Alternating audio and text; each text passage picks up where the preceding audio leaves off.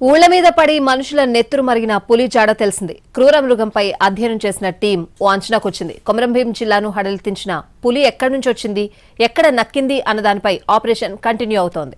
ఉమ్మడి ఆదిలాబాద్ జిల్లాలో చిరుతలు, పెద్ద పులుల సంచారం కొత్తేమీ కాదు. మహారాష్ట్ర అటవీ ప్రాంతం నుంచి భారీ సంఖ్యలో ఇటువైపు పులులు ఎప్పటినుంచో రాకపోకలు సాగిస్తున్నట్లు గతంలోనే తేలింది.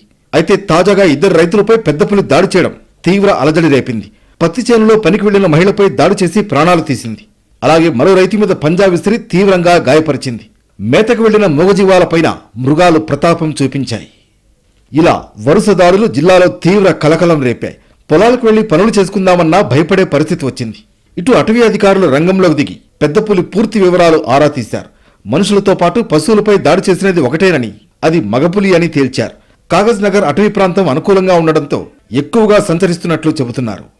రైతులపై దాడి చేసిన పులి మహారాష్ట్రకు వెళ్లి మళ్లీ వచ్చినట్లు కనిపెట్టారు. అలాగే అది జోడీ కోసం వెతుకుతున్నట్లు భావిస్తున్నారు. ఇక్కడ మొత్తం 8 వరకు పులులు ఉన్నాయని పల్లెవాసులు అప్రమత్తంగా ఉండాలని హెచ్చరిస్తున్నారు అధికారులు. అలాగే మృగాలు మహారాష్ట్ర నుంచి కవ్వాల్ టైగర్ జోన్కు చేరుకునే క్రమంలో మధ్యలో ఉన్న గ్రామాలు దాటాల్సి వస్తోందన్నది అటవీ శాఖ మాట.